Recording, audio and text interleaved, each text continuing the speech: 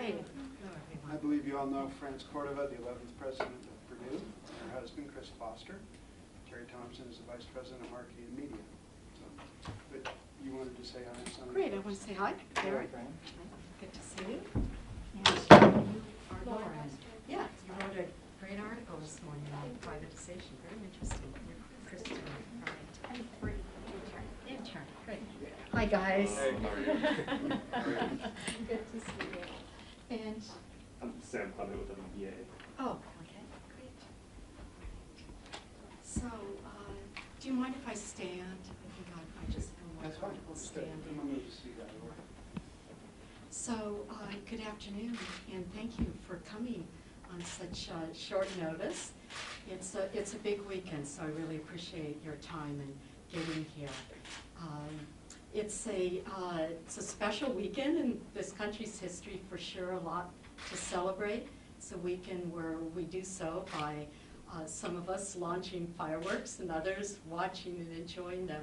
So, so in that spirit, I have a little fireworks for you this afternoon. So it gives me pleasure to announce that I am, as all of you know, going into my 5th year as president of Purdue, and that's just a great honor for me to be the 11th president of Purdue. We've accomplished so much working as a team together here at Purdue, the faculty and staff, and certainly the students, and I just enjoyed it very much.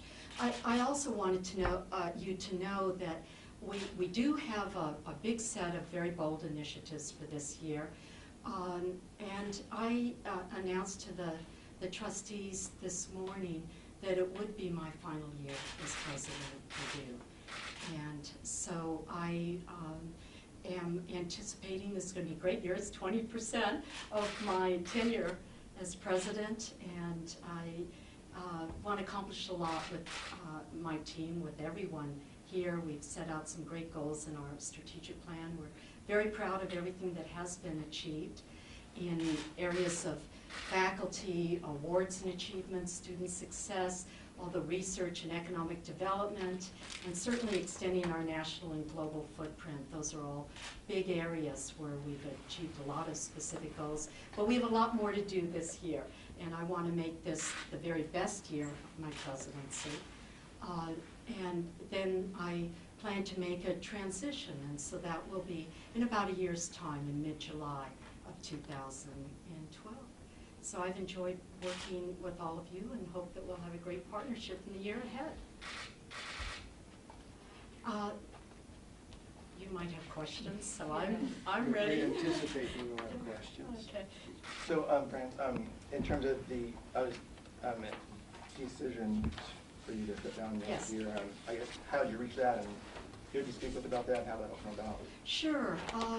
Well, I committed when I came here to Purdue to serving for 5 years, and so it's only natural that at this point, in thinking about the year ahead, that I would think about what I reflected on the chapters that I've had in my life and the chapters that lie before me. I think of life as a series of chapters, and for me, since I love to write, that's both a figurative and literal metaphor. And so I, in thinking about the year ahead, I wanted to remain true to my commitment that I made to the trustees to stay for 5 years.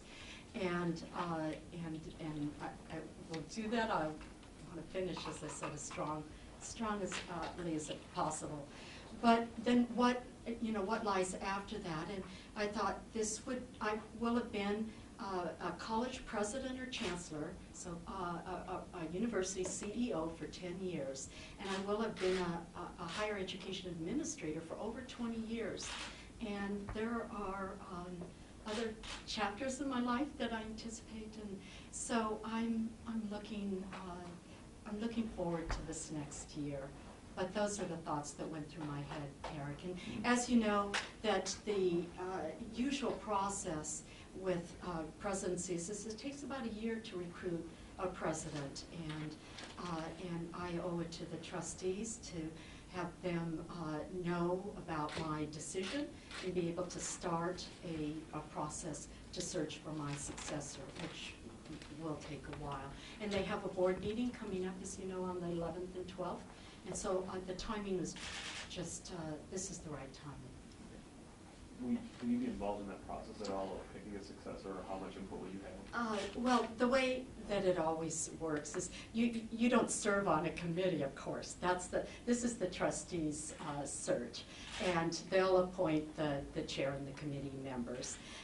But what you do is you help be a welcome reference for people that might be thinking about the job. That's certainly what I did in my last position. People who wanted to be chancellor of UC Riverside and succeed me said, can I have some of your time, and can I find out what it's really like working with the Senate and the students and all.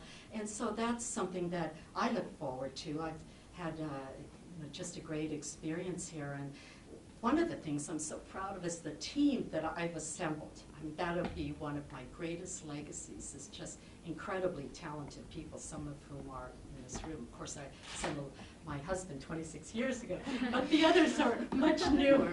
And they're just, when I look around a room when we have a meeting of senior officers or any meeting, I am just overawed by the talent. So I need that for the next person as well. Do you have any idea what the next chapter for you will include? Well, I know that, first of all, I'm very focused on, I believe in legacy and in doing the very best you can, and in just going after your goals in a very big way, and finishing very strong one chapter before you write another one. So I'll say that.